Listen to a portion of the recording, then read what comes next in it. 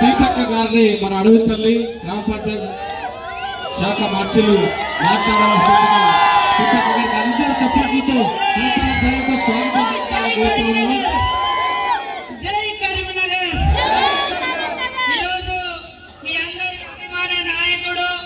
మరి విద్యార్థుల సమస్యలు, యువకుల సమస్యలు, ఉద్యోగుల సమస్యలు తెలిసినటువంటి వ్యక్తిగా ఈ జరుగుతున్నటువంటి పట్టభద్రుల ఎన్నికల సందర్భంగా వస్తున్నటువంటి పుట్కో నరేందర్ రెడ్డి గారికి మొదటి ప్రాధాన్యత ఓటు వేసి గెలిపించి మరి జీవన్ రెడ్డి అన్న స్థానంలో వారి యొక్క ప్లేసును భర్తీ చేయడం కోసం మీరందరూ కూడా ఓటు వేయించాలి, వేయాలి అని కూడా మనస్ఫూర్తిగా కోరుకుంటా ఉన్నాను.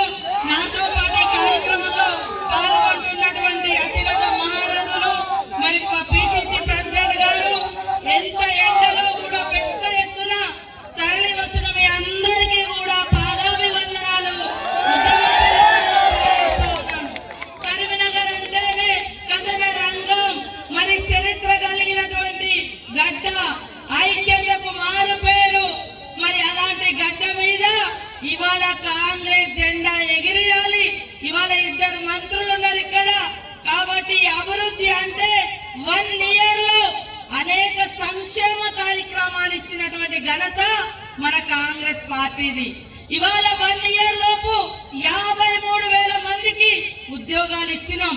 తెలంగాణకు వచ్చిందే ఉద్యోగాల కోసం అని మనం ఎంతైతే ఆశపడ్డామో ఆ 10 సంవత్సరాలలో బిఆర్ఎస్ గాని ఇప్పటికీ బీజేపీ గాని నిరుద్యోగ యువతకు ఉద్యోగాలు ఇవ్వలేదు, ఉద్యోగుల సమస్యలు పరిష్కరించలేదు.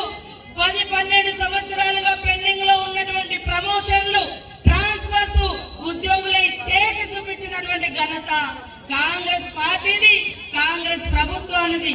కాబట్టి ఒక్కసారి ఆలోచించండి. ఈ రోజు మీ ఊర్లో ఒక పథకం వచ్చిందంటే, ఒక బస్సు ఫ్రీగా నడుస్తుందంటే, ఒక ఉచిత కరెంటు ఇళ్లలోకి వస్తుందంటే, చేళ్లలోకి వస్తుందంటే, ఒక ఊర్లో మరి రైతులకు రైతు భరోసా గాని, రుణ మాఫీ గాని, గ్యాస్ సిలిండర్ బీజేపీ వాళ్ళు 1200 పెంచితే 500కి ఇస్తున్నారంటే అది కాంగ్రెస్, అది కాంగ్రెస్. ఇవాళ 11 సంవత్సరాల నుంచి వికలాంగులకు ఆ ప్రభుత్వం కేంద్రంలో ఉన్న బీజేపీ 1 రూపాయి కూడా పింఛను పెంచలే. కేంద్రంలో ఉన్న బీజేపీ ప్రభుత్వం ఒక్కరికి కూడా రేషన్ కార్డులు ఇవ్వలే. ఇవాళ వాళ్ళు కేవలము ఐక్యతను విడగొడుతున్నారు తప్ప అభివృద్ధి లేదు, మానవత్వం లేదు, మంచితనం లేదు.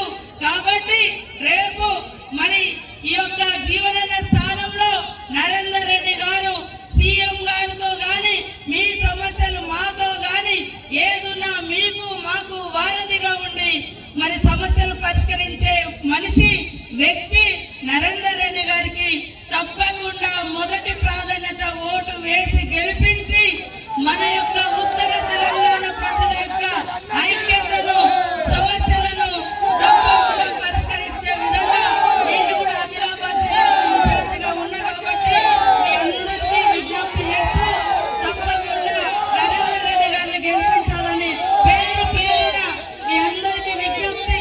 ఇక్కడికి వచ్చినటువంటి వాళ్ళందరూ కూడా ఓటర్ లిస్టు తీసుకొని ఎవరెవరికైతే ఓటు ఉందో వాళ్ళ ఇళ్లకి వెళ్ళి అడగండి.